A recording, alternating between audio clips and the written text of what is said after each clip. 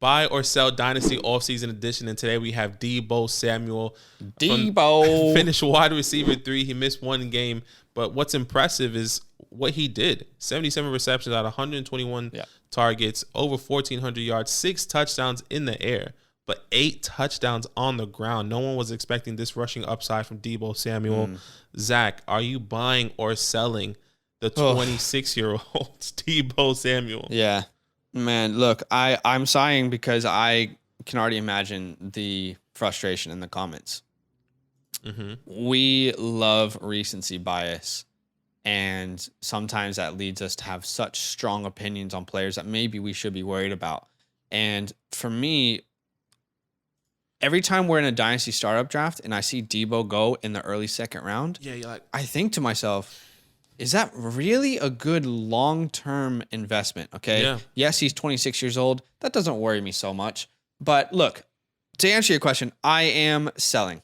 Okay. I am selling one of the most electric players in the NFL, one of the best weapons in the NFL. I'm selling, and I'm selling right now when the price is sky high. This really comes down to 2 main concerns, and I'll walk you through them. Number 1, we have to talk about the injury history. There's no doubt about it. We cannot just pretend that it never happened, put it back here, and just forget that it was ever a thing, okay? Since 2019, due to injuries, Deebo has missed or not finished 15 games, meaning he's been absent for almost 30% of his games due to injury. 30% of his games. Now, I'm not a big fan of, saying I'm not going to believe in a player in redraft because of injury. But in Dynasty, it is something I need to consider. 100%. You can go to every single website and talk about risk injury. Deebo is one of the highest risk injury players in the NFL. I hate to be this guy, but let's just remember how bad it's been from college to the pros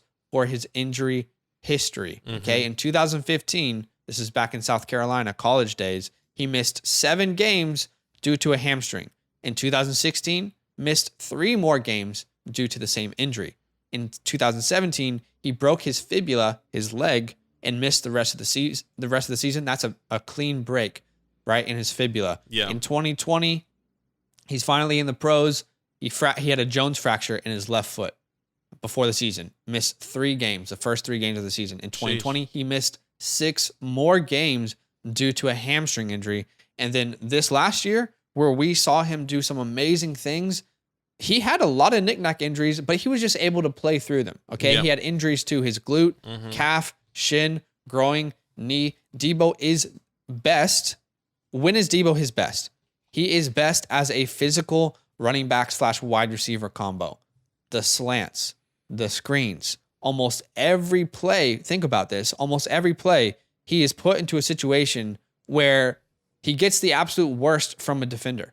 Physically. Right. Every single play, he's put in a position where the defender's giving him the absolute worst that you could take as a player. We talk about how running backs are so beat up. We're essentially seeing Deebo used as a running back, whether it's in the backfield or in the screen game. I mean, he is constantly being put to the test physically, and it's because that's where he is best. He has that bulldog mentality, someone who is not afraid to smack someone in the mouth.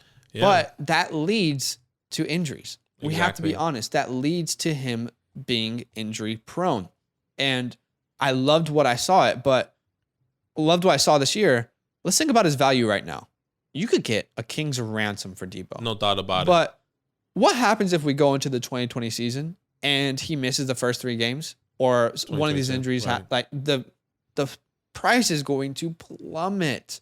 So for me, that is my main concern. Look, you can't deny the talent, but we have to be realistic here.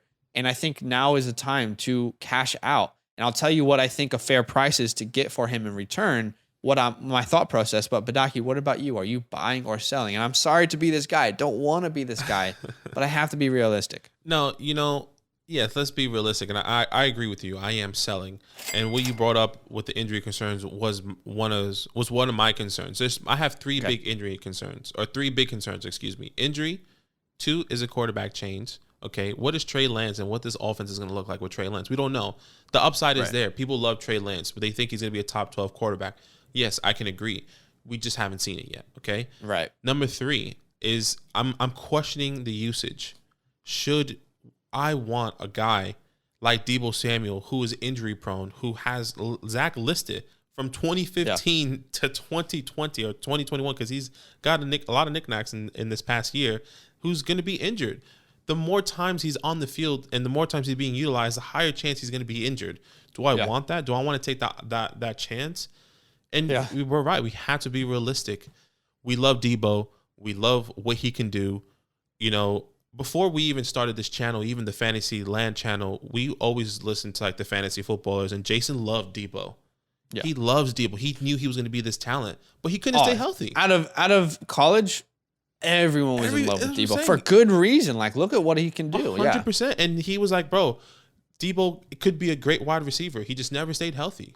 Yeah. It's just too late now. You know, like he had the 1 year. We saw what he can always do. It was fantastic. Like, kudos to him. Just get the price now. Let's talk about the quarterback change, though. Let's talk about that because fans of the NFL look at Jimmy G as a very boring quarterback, but he is exactly what Deebo needs in fantasy. He can't run. He can't extend plays. You know, he can't be that superstar quarterback, but the offense with Jimmy G is built around Deebo. The offense with Trey Lance I know they say the role won't change, but Trey Lance is a different player. Exactly. And you got him for different reasons. Exactly. You got him as a mobile quarterback, a guy who can extend plays. In some of his starts this year, he had over 15 rushing attempts.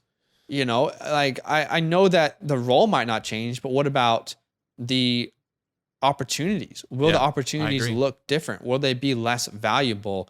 So, you know, let's say Deebo goes out in 2022 and puts up a top 10 performance. He's not the wide receiver 3, but he's a wide receiver 10. He's going to be 27. People are going to be talking about him being 28. And I understand those who want to hold on to him, but let me explain what's a fair price to pay. So I'm wanting to sell Deebo. These are the wide receivers I'm looking for. And by the way, some people have him ranked as their number 1 wide receiver in Dynasty. No way. Yeah, some people have him ranked. I've checked a couple websites. They either have him 1, 2, 3, or 4. That's pretty common. He's in the top 4 for most people. He's not there for me. These are some players that I would rather have than Deebo long term. And I know you're going to disagree. Some people in the comments, that's okay. It's actually okay. Obviously, Jamar Chase, Justin Jefferson. Right. If anyone has Deebo ranked over them, you should take that in a heartbeat. Hopefully no one does. Also, A.J. Brown, Jalen Waddle, CeeDee Lamb, DK, and T. Higgins. Right. And some of those last guys that I mentioned, CD, DK, and T. Higgins, you might be able to move Deebo, get those players and a pick. Yeah, and some more in return. So if I'm getting picks, I'm looking for early 2023 picks or multiple 2022 firsts. Exactly. To sell Deebo. Where do you kind of sit? Yeah, you hit the nail on the head right there. 2023 early first right here, or multiple first in the 2022. I really like that value for Deebo, you know, because the talent in the 2022 is not amazing. So if you can get an early first in the 2023, you hit the nail on the head there, and you can get that value right in return. So I love that price for Deebo. Yeah, genuinely, I hate to be the people who talk about injuries, and typically we don't do that, but when you are thinking about Dynasty, you do have to think long term. Think about, and you have to consider the body as a whole. Yeah, like his career as a whole. There's not really ever been a year he's not missed time. Yeah, except for this year. One thing he even missed time this year. One thing I always ask myself is like, can I cash on this player right here, right now? And can he repeat this next year? If it's a yes, but then you look at his age and they're like, okay, well, 27 now. Like Zach said, once he hits 27, it's like, I don't think it's hard to sell 27-year-olds right now. Like 27 wide receivers. You don't want that. Yeah. So anyway, let us know in the comments. It's okay to disagree. If you have a different opinion, that's actually totally okay. That happens on the channel. But let us know. Are you buying or selling? Yo, what's good? Thanks for watching. We got a lot more videos. A lot more. If you want more videos. Watch it. You can also subscribe. Right now. If you want to. You need to. And lastly, don't forget that you can sign up to support the show and get exclusive content by going to patreon.com/fantasylandfam.